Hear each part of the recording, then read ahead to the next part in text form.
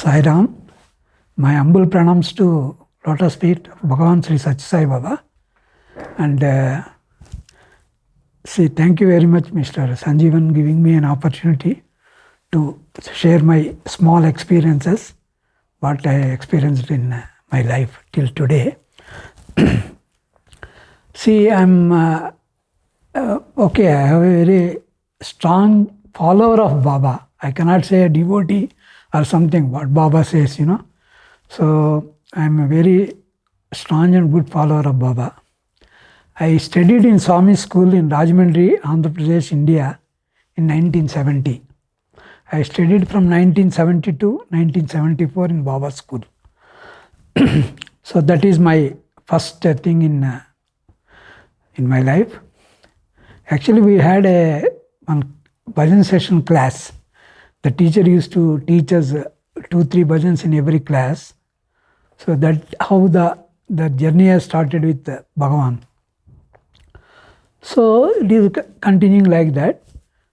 Suddenly one day our school management has announced there is a Shivaratri Akhanda Bhajan is there. Any students are going to participate, they can come and join. So it's fortunately the school is a walkable distance to my home. So there is no boarding school, but we stayed near to school. So I went to that Akhand Bhajan because he very needed to me. I asked my parents. So they said, okay, go anyway, it is in the school. So it starts from 6 o'clock in the evening to morning 6. So I went at 6 o'clock because very much enthusiasm how the bhajan is going and everything. That time all Swami devotees know there is called GVG Krishnamurti state convener for Andhra Pradesh and very strong devotees of Bhagawan Baba, Nidamarti Satyam Garu and Dandamudi Ramarao Garu. Swami used to stay in Dandamudi Ramarao Garu's house every time when he comes to Rajahmundry. So that is all the people are there. We are just participating in the Akhand Bhajan. Suddenly they called at around 8:30, 9 o'clock in the night. So everybody come for dinner. So I went to a dinner.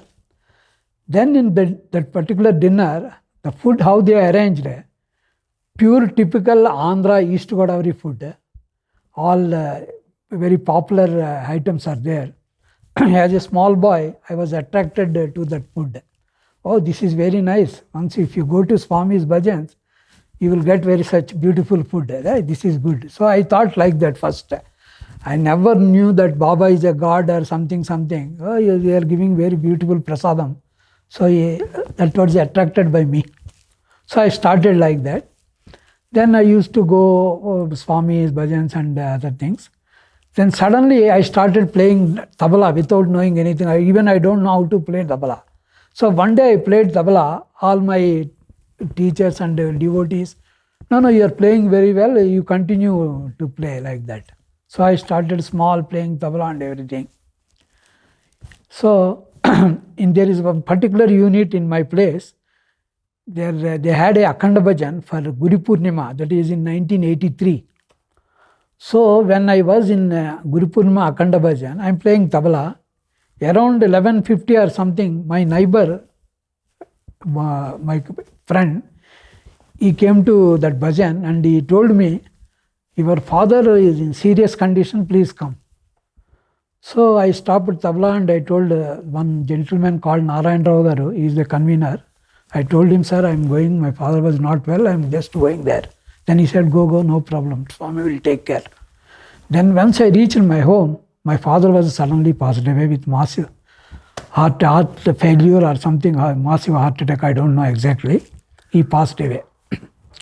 So then that time, we had 4 children to my mother and father, 2 sons and 2 girls. Nobody was settled. We are all studying and we don't have any property or something, anything. We are completely dependent on my father. So actually, basically, if you say we are on the roads, honestly, I don't want to keep anything secret. We are on the roads.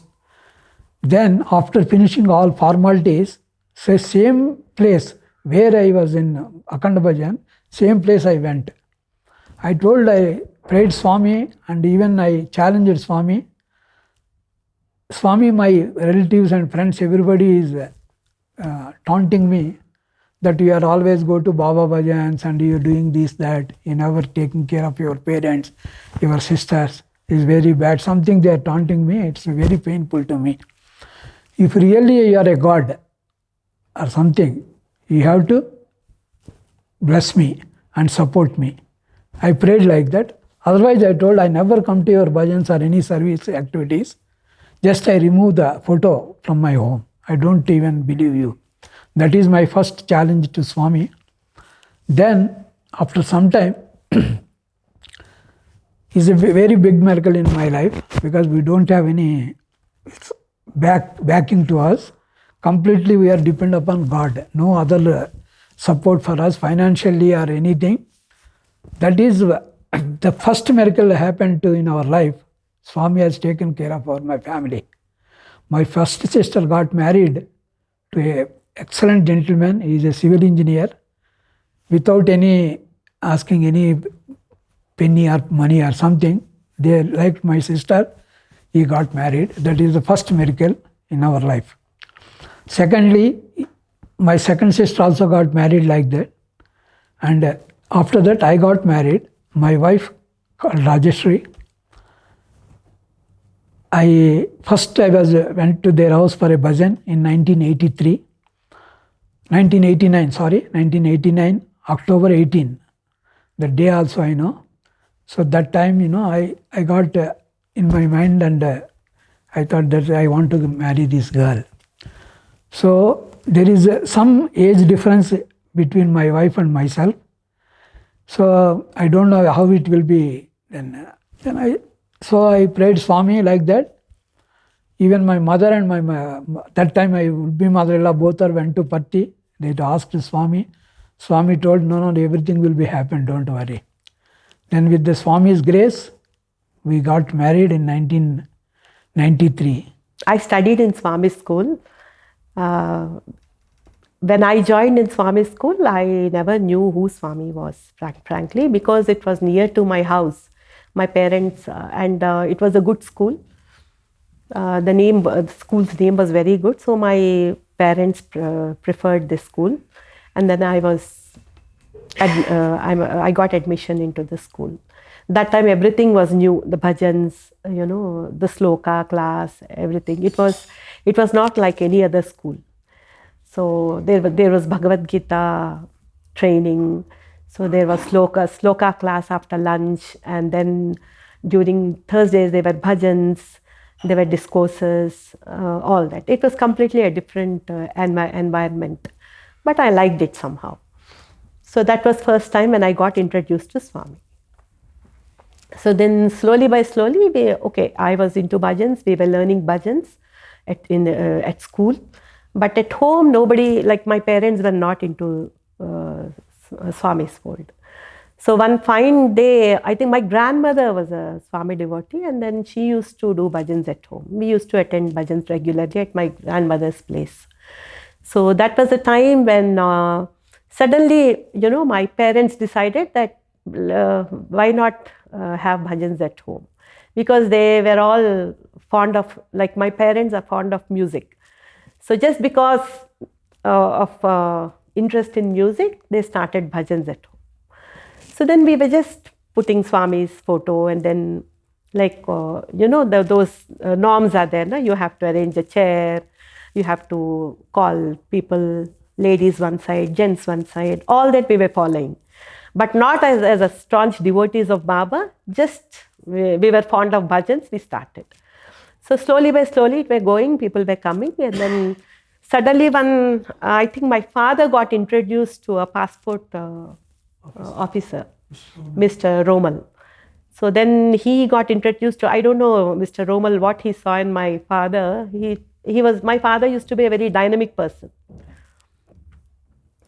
So he used to do a lot of social service activities and all. So Mr. Romal got really fond of my father.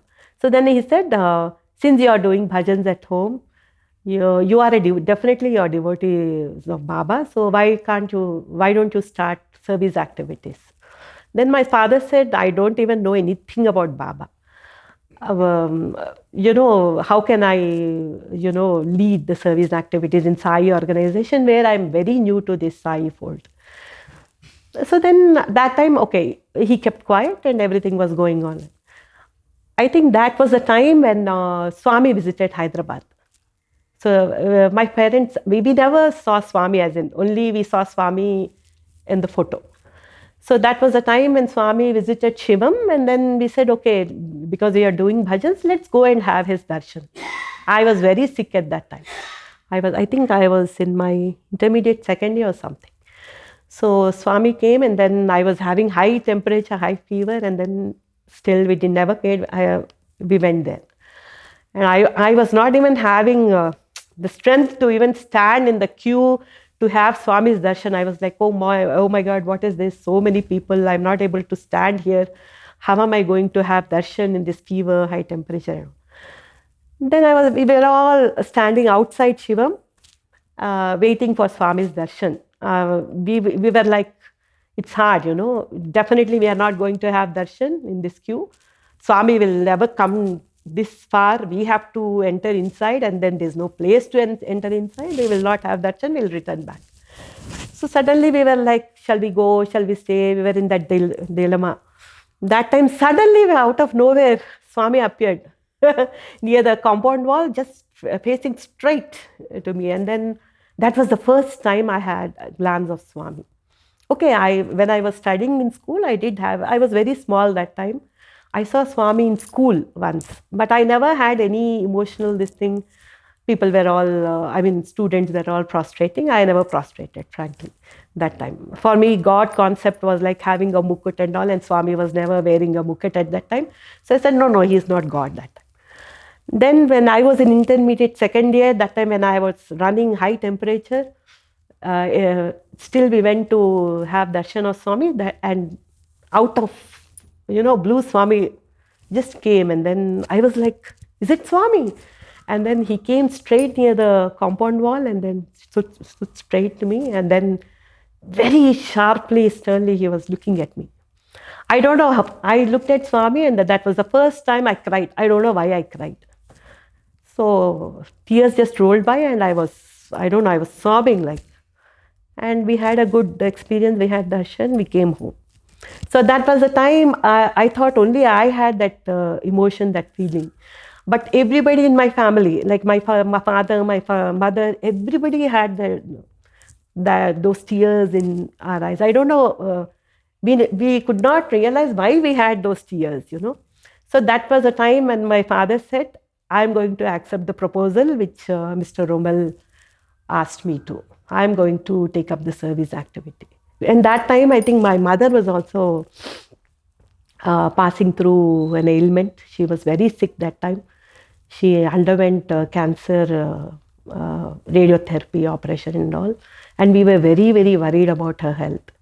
So that was the very time when my mother also survived cancer. And somehow we felt that this is a great miracle that Swami entered our life. And it was so chaotic until then. We never knew that my mother would survive cancer, and we were all worried whether she'll, we will have her or we will lose her. And 10 years, she survived cancer, and then it was the greatest miracle. That was the greatest miracle from Swami. And doctors told that now this lady is going to beat cancer. No need to worry about her. Just do what you're doing. I don't know what you're all into. Just be positive, do. Then we know in our minds what was the actual reason for my mother's survival. So from then onwards, we were completely into Swami's surrender. My wife got pregnancy. She requested me to take me to Puttaparthi in that time. So we went to Puttaparthi in 1994, that is January 8th. So then suddenly I felt like maybe, the delivery might be difficult.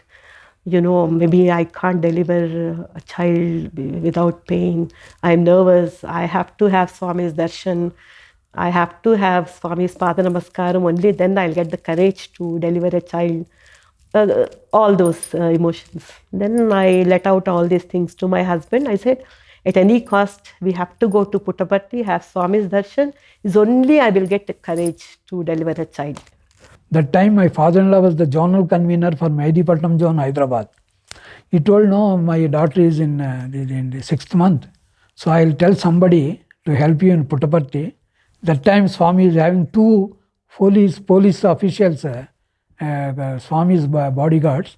So he knows one of the police. He told that my son-in-law and daughter will come. Just you put him in the first row because she is pregnant. You know, at that time when Swami was physically present, you had to go through a long procedure. Like you have to, from 2 or 3 hours, prior to 2 or 3 hours darshan, you have to sit in the queues for hours together. And then you will be getting tokens, like each line would be getting one token as per their luck. So you have to go through all the process. My mother said, no, she can't, she's pregnant, she can't go through all that. You get her a VIP pass. So luckily we got a VIP pass, and then for 3 days, consecutive 3 days, we were I was being made to sit in the front row with the VIP pass. And then all the volunteers were very, very, very compassionate. They were like, no, this girl is so young, and then she's going through her pregnancy. She came all the way. You have to take care of her. And they were really taking care of it. 3 days I sat in the front row, and Swami never turned up. Not once. He did not even cast his eyes on me. So it was really disappointing. I came all the way, and Swami is not even looking at me, Then what I thought, being a student and Sevadal, why we are doing this recommendation? Go through line and pray Swami, you will get blessings. So after 3 days passed, I was disappointed. I said, today is the last darshan day, morning. Evening is the bus. We have to go back. Train, I think. We came by train. We have to go back. Only if there's one chance. This one chance I'm not going to waste. I'll not sit in the VIP this thing. I'll sit like any other devotee. I'll go through all that hardship. Swami will give Shakti to me. He will only. So I'll go through all those, sit in the line, token, all that procedure. So then my mother said, it's up to you. Your karma, do. Then that day, I went through all the lines. And then that very day when the token was open, I was so curious. I expected at least I'll be getting the first number. But that very day I got last number. And then I was like completely taken aback. I said, see how Swami is testing. So I said, at one point of time, you just leave all your desires, whatever you said, this is in my destiny. I sat, back, I think the last row, and I was contented. I said, let me just have darshan, at least happily, see Swami, and then I'll go back. Whatever happens, will happen. So that very day, Swami came, and then he did not give Padnamaskaram to anyone, not just me. He just went straight to gents side, right from, usually used to come from ladies side and move away to gents side. Then I decided, woke up at 4 o'clock, early morning. I went to the line. Finally, with the blessings of Swami, I got the first line. So I went in the first line. I sat in one corner. That day, Swami, he just came, and straight away he came to me from gents side. I am the first person that day Swami came to me, and he is in front of me. I am in, where I am, I don't know, completely blank. Just I am seeing Swami like this. One of my cousin who was present there, he witnessed everything. So he saw everything. And then Swami went straight to my husband and stood right in front of him, indirectly asking him to take Pad Namaskar. But without Swami's permission, you can never even take Pad Namaskar. So he was just standing there, sitting there, looking at Swami. And then Swami said, have Pad Namaskar, what you're looking at. Then immediately my husband took Pad Namaskar, and then he could not say anything. He was just looking at Swami like this. And then Swami asked, why did you come here? Then he said, I brought my wife, who is pregnant now. as per her wish, please bless her. She's nervous about her delivery. Then Swami immediately he created some vibhuti, gave it to my husband, and then he said, just before delivery, put it in some water, give this water as a medicine to her. Everything will go on well. That's what he said. And then immediately he packed some vibhuti in a small, cover-like things, a paper-like thing. And the rest of the vibhuti was here. The devotees, most of the devotees who were around, they took little and a little was left in his hand. After darshan, everything went on well, and then we all were heading towards our room. And my cousin, I met that cousin, he said, he told me, he narrated everything what all happened. I could not believe. I said, what are you talking? You must have seen somebody else and then you thought that it is my husband. No, I saw, it is him. Then I was like, it was really a great surprise. Then immediately my husband came running, and then he said, yeah, I got vibhuti for you. And then he just applied all the vibhuti to my stomach. And it was the most blissful experience. I had tears in my eyes. I was like, is it true or is it dream? Why Swami had not come to me and why Swami had not given that vibhuti to me, I don't know. He went straight to my husband, blessed. He gave everything to him. I don't know the reason till today. So that is the first physical miracle.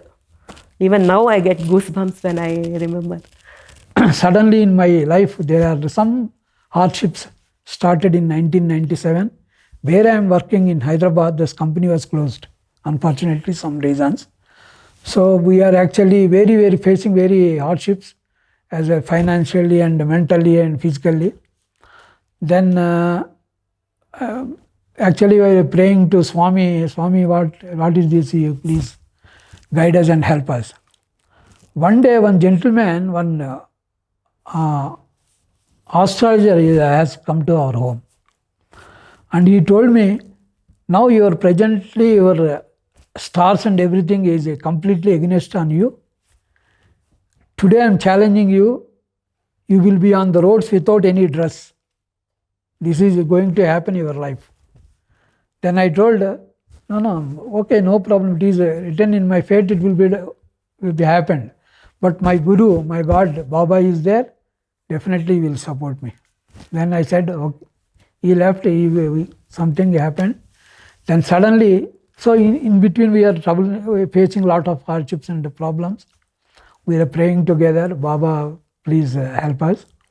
Then suddenly, one of my family friend and well-wisher and is a distant relative of us, he is in Kenya for last 40-50 years. The gentleman called Ramana Rao, a very respected gentleman here in Kenya, he called me, you come to Nairobi, I'll give you a chance to work in Kenya. Then I said, okay sir, thank you so much. That was in 2000. Then immediately I went to Puttaparthi take the blessings of Baba before leaving to Kenya. Swami never came to me, he never seen me. Every time he used to take letters from me, he will talk to me, everything. Nothing happened this time. I waited for 2 days, then I came back. Once immediately I came back, this same gentleman has told me, don't come now, I'll call you later. See how the Swami has not given me permission because he knows that there is no opportunity in Kenya that time. Again, this same gentleman, Ramanara, has called me in 2001. No, you come immediately. Then same time, again I went to Puttaparthi with the letter and everything, with asking Baba's permission. Baba took the letter from me and he has given me 3 like this on my this thing, shoulder. Don't worry, I'll take care of you, I am with you. So I came to Kenya in 2001. This is 2024. Still I am in Kenya working here. By Baba's grace, I have one daughter, as already we told. She got married recently. She is in California. And my son also is in Kenya. He is doing ACCA. So really grateful that Swami is with us in every stage of our life. Whether we remembered him or we have not remembered him, but every stage He is with us.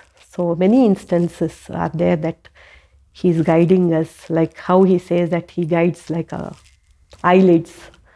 The same way He always, even till today, He is guiding us. We had so many hardships in our life, but He never left us.